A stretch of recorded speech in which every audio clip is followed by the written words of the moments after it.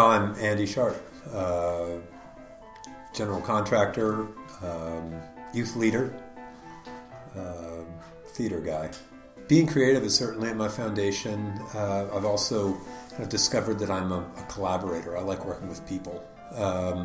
That's, I think, what brought me into theater at the very beginning, because that's really, I mean, you ask me who I am. I'm a contractor, but really I identify most strongly as a theater person, and that is theater has a strong aspect of collaboration. Really, the whole process is collaborative from the very beginning. Well, I majored in theater in college.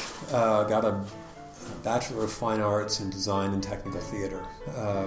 Well, and I was, you know, I went to college to be an actor. You know, that's what I just love to do. And I got to college and looked around at my, you know, acting 101 class and realized that there were a tremendous number of really talented people in the world, and that it was very unlikely indeed that I would be able to make a living as an actor. But I loved theater, and so wanted to do theater, and I had been volunteering as a theater technician just because I like to do that too, and decided that I would shift majors to technical theater and design because I knew that I could get a job doing that. And so I did. I graduated with a Bachelor of Fine Art in Design and Technical Theater. Got a couple of jobs after college working in that field. Moved out to Tacoma, Washington to be a master carpenter at Tacoma Actors Guild, and met the woman that I would marry.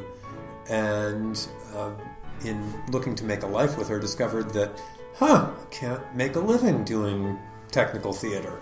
And I had always been interested in carpentry and not in contracting, but I'd always been interested in carpentry and home building, and so started applying for a job doing that, and got hired on as an apprentice carpenter, and started exploring my interest in that. And after a year or so of doing that, my girlfriend and I decided to build a home together. Well, when I was your age, I was a freshman or sophomore in college. I had declared my major as a design and technical theater guy. I was really fortunate when I got to college. Part of what helped me make the shift from being an actor into being a technical major was having discovered mentors. There were a couple of kids who were seniors in the program that took me under their wing and really just poured knowledge into me.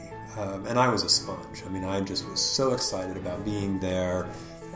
I had found myself at a program that could really offer me all that I wanted to learn, and so I was just soaking it up and just really exploring my bliss, and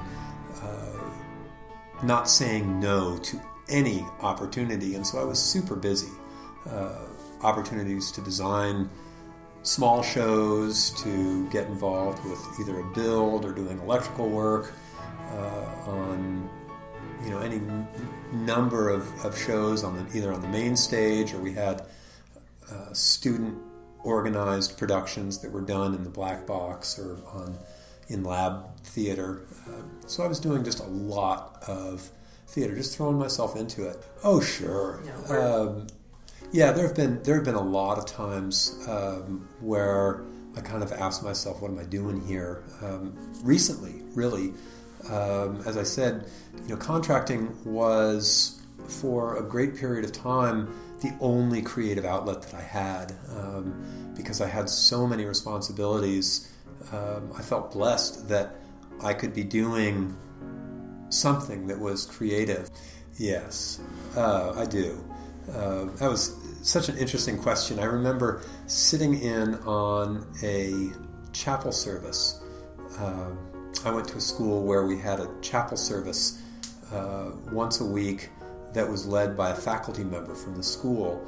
And this one in particular was being led by a dean who defined success for us, and literally said that success was a good job and a family and a nice home.